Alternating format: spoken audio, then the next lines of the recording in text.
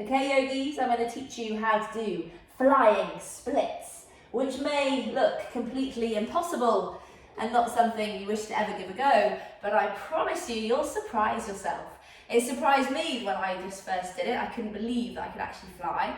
And the only reason was because I built my upper body strength through a regular vinyasa flow, and my leg flexibility had really improved also.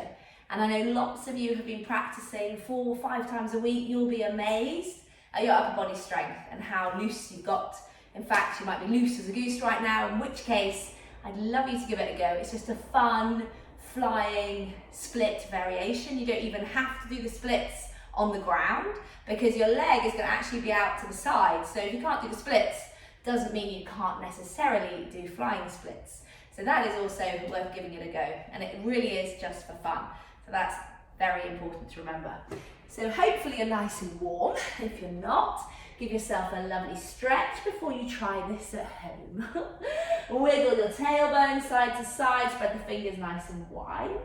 Really press down through the hands and sweep the right leg up and then bring it forward, and just practice resting the the leg on the upper arm and then taking it back.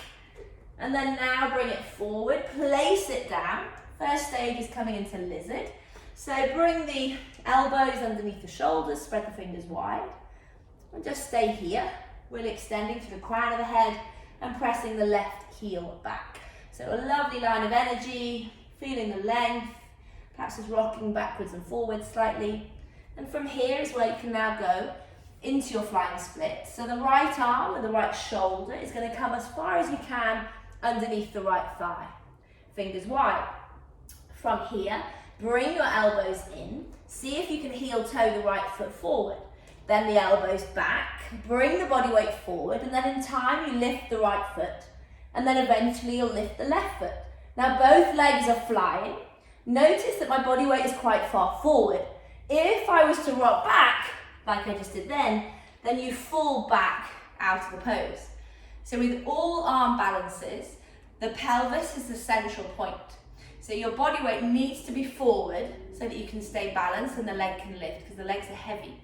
If your body weight comes back, then you tend to collapse back like I just did. So we'll try and do it on the other side. So lift this time the left leg up, stretch it long, step it through. Coming into your lizard on the left side. Come down onto the forearms if you can. If you can, then you are probably ready to take flying splits. So making sure shoulders stacked over elbows, right heel is long. Breath in and out. And then see if you can wrap the left arm high underneath the left knee. Try and get the whole shoulder if you can. Bring the hands in, elbows bending, elbows stacking over wrists, body weight creeping forward as the left foot starts to crawl forward on the mat or the floor. Now see if you can lift the left leg up. Bring the body weight forward and the right leg starts to float. Now fan the toes. So you're really long and strong in both of your legs. You're spreading the toes as wide as you can. And you're just breathing here, nice and calm, as you lift and extend.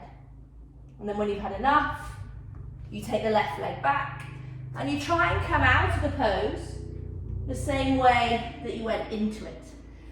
And that really is how you master any pose. You should be able to enter and exit the same way with ease and breathing.